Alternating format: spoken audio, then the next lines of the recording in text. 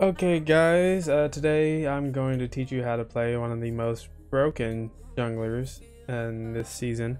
Um, so I've used this jungler to easily climb from like S4 to Silver 1 in just like 2 days. So I'm gonna teach you basically the basics and how to play her.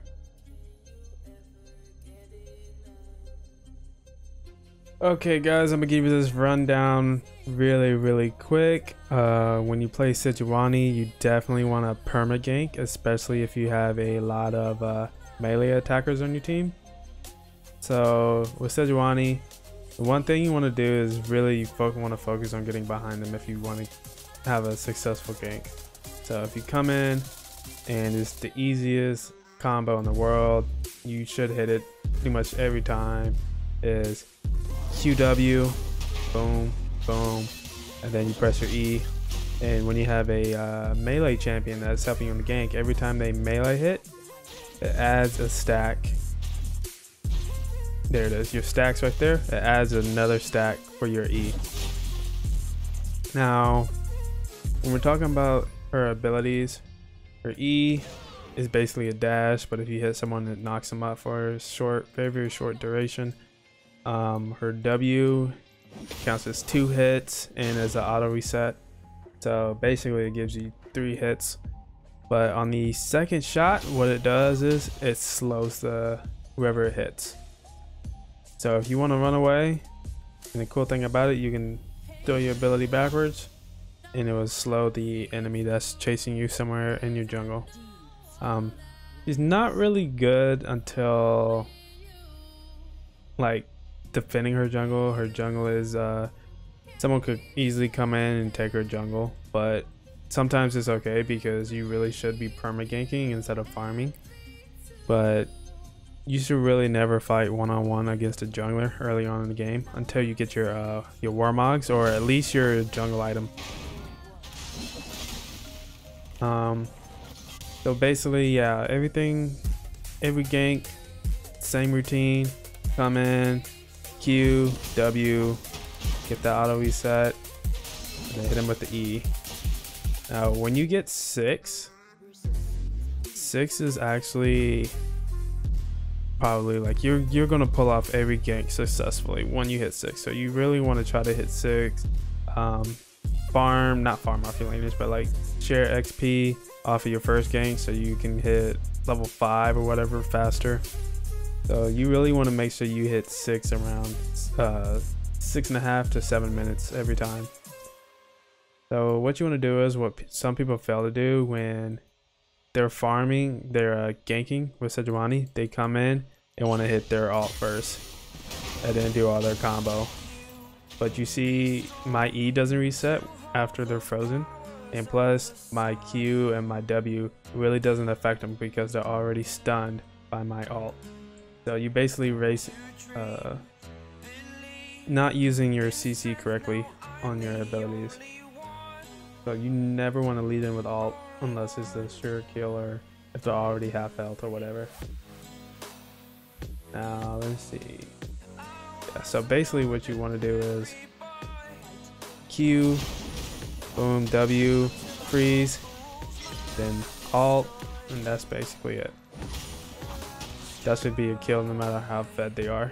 As long as your teammate is a melee champion and they're actually helping, that should be an easy kill no matter what. Sejuani is also a very good champion to help snowballing teammates. So if you have like a Darius or whatever, you're easily just gonna wreck him. You're gonna help Darius get fed and he's just gonna take over the game. Now, don't underestimate Sejuani, because I think late game she's a powerhouse as long as the enemy team doesn't have like any true damage on the team, because she's so tanky and she gets so much health. So off her W, like if you get cooldowns and stuff, also off her W, she does so much damage and she can basically 1v1 like any mid-game champion. Some late game champions like Nasus is really hard. It's also hard for Nasus to kill her, but Yeah, basically any mid-game champ she can 1v1 easily without a doubt. But late game champs who scale and do percent health, that's the only thing that's probably going to kill her. Let's see, anything else about this champion? So we're just going to go over the itemization real quick. Why am I doing this? I'm just going to do that. So, I mean, I don't know if people are going to be using this champion, like say in the mid lane and just perma roaming, which could work against certain mid lane matchups. But when you play Sedge, you can either go Merc Treads or Ninja Tabby Boots depending on the situation. You always want to go Blue Smite in their Cinderhulk. Some people have a different preference. When some people want to go, they usually buy a Kindle Gem, and depending on the matchup, say you have a enemy has an AP jungler with like an AP mid laner and probably like an AP support or like a Morgana or something, they may go Spirit Visage first, but more than likely you're gonna build Kindle Gem into Warmogs, and you're basically gonna have so much sustain in your jungle, and you're gonna have so much health, so your W is gonna do a whole bunch of damage.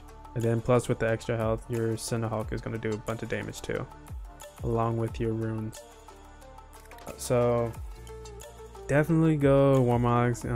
Reminder, when you're building tank, it's usually preference of what your team needs. When ADCs and stuff, or if they have a Yasuo, they usually end up popping off. Randuin's Omen is actually probably one of the best items you can go against anybody that's like any carry champion that goes crit. So if there's just one champion that has crit, but they're doing really good, just go Randuin's. Spirit Visage is okay depending on what champions. If you have a Teemo, of course go, if they have a Teemo, go Adaptive Helm. If they have anything that does like ongoing damage, go Adaptive Helm. Spirit Visage is good.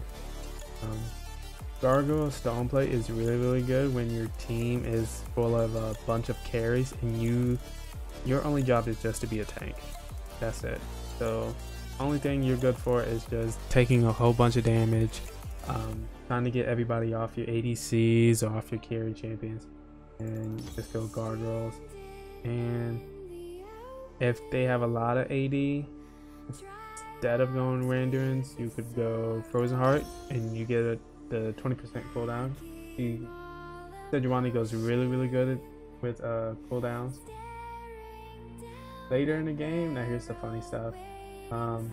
Here's some items I do like to go with Sejuani, especially like say if you duo and they have you're duoed with like a carry or something and you want to play around them, you can definitely go like these support items right here.